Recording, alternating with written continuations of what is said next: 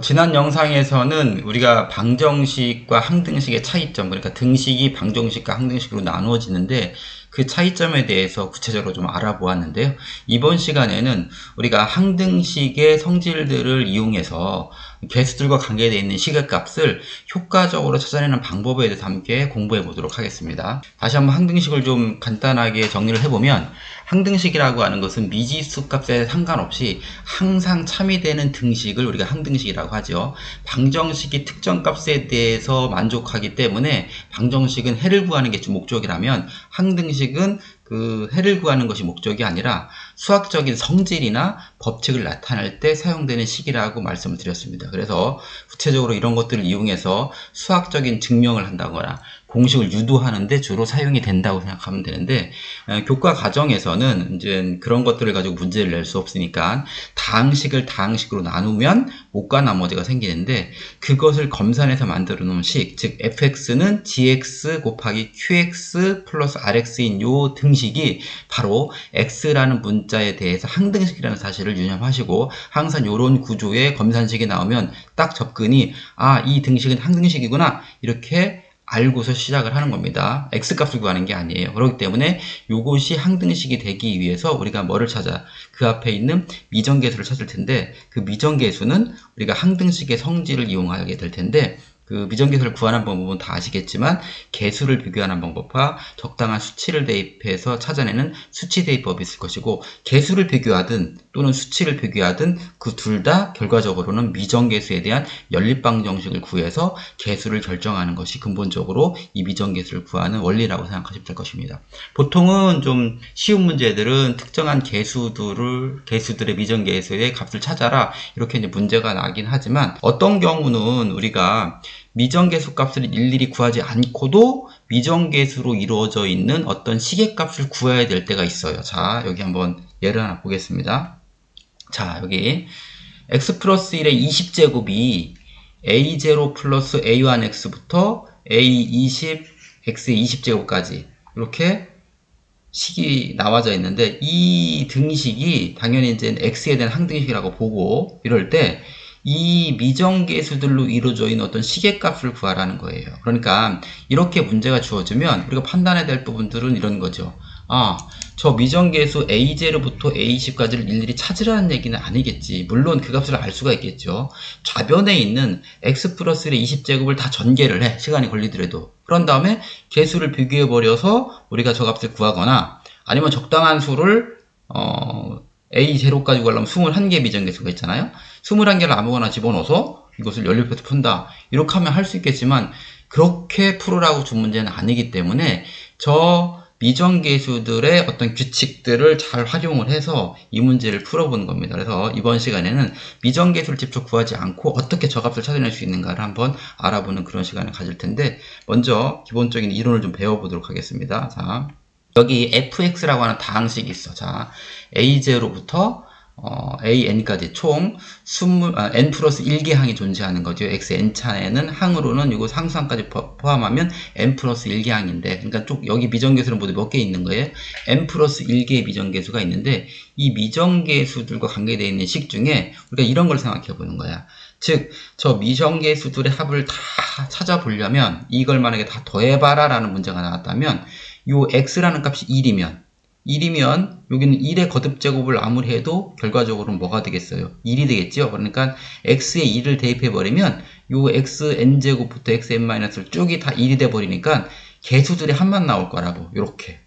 자, 이제 이해하시겠죠? 그러니까 우리가 저 x라는 자리에다가 2를 대입해. 왜 2를 대입해도 성립해야 되냐면, 저 식은 무슨 식이니까? 항등식이니까 어떠한 수를 대입해도 상관없는데, 내가 저것을 찾기 위해서 특정수 2를 대입한 거예요. 그러니까 2를 대입해도 성립하니까 2를 대입하면 즉 이 다항수의 총 개수의 합이 나옵니다. 이런 아이디어를 이제 쓰겠다는 겁니다. 그렇다면 만약에 요 x라는 자리에다가 마이너스 1을 대입하면 어떻게 될까? 이 자리에다가 마이너스 1. 그러면 요 x가 홀수로 되어 있는 x1제곱이나 x3제곱은 마이너스 1의 홀수제곱이니까 이 부호가 마이너스가 될 것이고, 짝수 제곱인 x제곱이나 x4제곱이나 이런 것들은 뭐가 되겠어요? 플러스가 되겠죠. 그러니까 이 값들이 어떻게, 앞에는 a0는 플러스지만 a1은 뭐가 되겠어요? 마이너스가 되겠죠. 다시 a2는 다시 플러스, A3는 마이너스 이렇게 이제 나오겠죠. 그렇게 우리가 번갈아서 플러스 마이너스가 반복될 수 있다는 겁니다.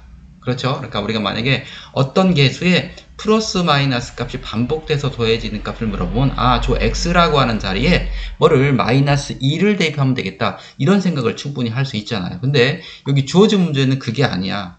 뭐 다 더한 것도 아니고 플러스 마이너스 반복된 게 아니고 짝수항만 플러스 마이너스가 반복되잖아요. 이건 그런 아이디어를 쓰면 안 되겠네. 근데 우리가 여기 2번식과 3번식을 적정히 이용하면 이런 것들은 구해낼 수 있겠죠. 만약에 이 f1과 f-를 더했어.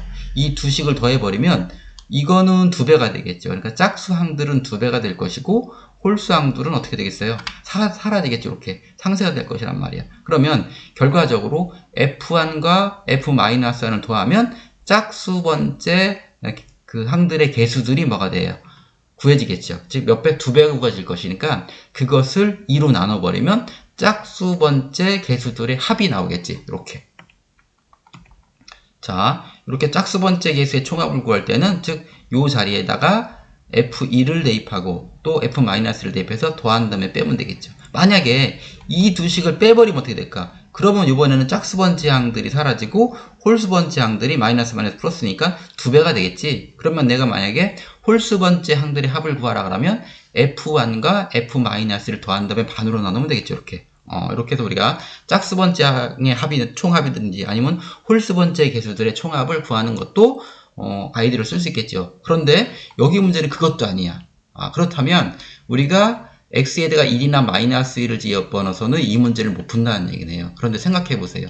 저 등식은 어떤 수에 대해서도 항상 성립하는 항등식이야. 그러면 꼭 실수를 대입하라는 법도 없잖아. 그러니까 뭐냐면 허수값도 생각해 볼 수 있다는 겁니다. 무슨 얘기냐면 우리가 이 x라는 자리에다가 만약에 i를 대입한다고 보세요. 그럼 i를 대입하면 이런 식이 나올 거예요.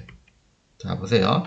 맨 첫 번째는 a0가 나올 것이고 x 자리는 i가 들어가니까 a1 i가 나올 것이고 그 다음에 a2x 제곱에는 이게 i의 제곱이 얼마야? 마이너스 1이니까 마이너스 a2가 나올 것이고 그 다음에 x제곱은 i의 세제곱이니까 뭐가 되겠어? 마이너스 i가 될 거고 그 다음에 x의 4제곱은 뭐가 되겠어? i의 4제곱이니까 2 되겠죠? 그러면 이와 같이 a0 플러스 a1i 마이너스 a2 마이너스 a3i 플러스 a4 플러스 a5i 이런 식으로 될 거예요. 그럼 요거를 우리가 실수부는 실수부끼리 모아놓고 허수부는 허수부끼리 모아놓으면 이와 같은 식이 될 겁니다.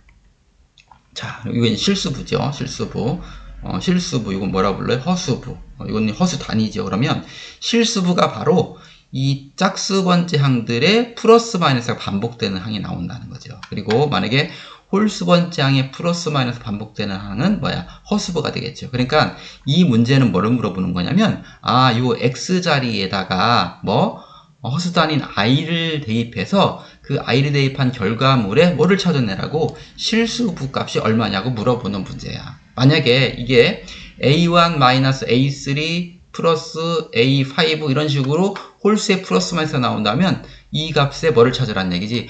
허수부를 찾으라는 얘기지. 그러니까 이 문제를 푸는 방법은 x라고 하는 자리에 뭐를 대입해서 i라는 값을 대입해서 계산해 보면 i 플러스 1의 20제곱은 i 플러스 1의 제곱의 10제곱이니까 i 플러스 1의 제곱이 뭐가 나와요? 2i가 나오잖아. 그러니까 2i의 10제곱이 돼서 2i의 10제곱은 2의 10제곱은 1024고 i의 10제곱은 뭐가 나와요? 마이너스 1이 나오니까 이것은 마이너스 1024가 될 것이고 그리고 허수 단위는 0i일 거니까 이 값은 뭐가 나오겠어요? 마이너스 1024가 답일 것이고 만약에 a1 마이너스 a3 플러스 a5 값을 물어봐라 그럼 그 값은 뭐가 되겠어요? 0이 되겠죠. 자, 계속해서 몇 문제를 좀 더 연습해 볼게요. 자, 이번에는 이렇게 문제가 주어졌다고 보십시오. 이번에 구하려고 하는 것은 a0 플러스 a2 플러스 a4 뭐예요? 딱 이 개수들의 짝수양의 합을 구하는 거니까 앞에 아이디를 쓸 수 있겠죠. 그런데 보세요. 여기에 보면 아까랑 좀 틀리네. 아까는 x에 대한 n차로 되어 있었는데 지금 x의 100제곱 플러스 2가 a0 플러스 a1에 x 플러스 2 플러스 x2 가로에 x 플러스 2의 제곱처럼 x 플러스 2에 대한 1차식의 다항식으로 쭉 정리가 되어 있네요. 그럼 아까 앞쪽에서는 이제 어떻게 계산했어요? 요 자리에다가 2를 대입하고 마이너스 1을 대입해서 적당히 더하거나 빼가지고 계산했는데 그 얘기는 여기가 x의 n제곱일 때 그런 것이고 지금은 그렇지 않잖아요. 그러니까 이 자리가 결과적으로 뭐가 되도록 1이나 마이너스 1이 되도록 해야 된다는 거야. 그러니까 이게 1이 돼야 되는 거지 무조건 1이나 마이너스를 대입하면 문제가 해결된다는 것이 아니에요. 그러니까 이거 같은 경우는 이 값이 1이 되려면 x자리에 뭐를 집어넣어야 되겠어? 마이너스 1. 그렇지, 마이너스 1. 그리고 이 자리가 마이너스 1이 되려면 그렇지, 마이너스 3을 대입해야 되겠지. 그래서 이렇게 문제가 주어지면 무조건 1과 마이너스를 대입하는 게 아니고 여기서는 x자리에 마이너스 1과 그리고 마이너스 3을 대입하는 거죠. 이걸 fx를 x 100제곱 플러스 2라고 놓고서 요 값을 계산하는 거죠. 즉 마이너스 1 값과 마이너스 3 값을 계산해 버리면 요 값들을 더해 버리면 이제 아까 뭐가 돼? 짝수항들의 2배가 나오겠죠. 그걸 반으로 나눠서 계산을 하게 되면 요 값이 나온다는 거예요. 그런 아이디어를 쓸 수 있으니까 실제 계산해 보면은 이렇게 나올 것이고 이런 게 이제 답이 되겠죠. 이런 문제는 이제 보통 주관식으로 주기보다는 객관식으로 주지. 1번, 2번, 3번, 4번, 5번 중에 이런 것들을 하나 이제 지문으로 끼워놔서 문제를 풀게 하는 그런 문제라고 생각하시면 될 것입니다. 한 문제 더 보겠습니다. 자, 이 문제는 좀 생각해 봐야 되는 문제예요. 잘 보세요.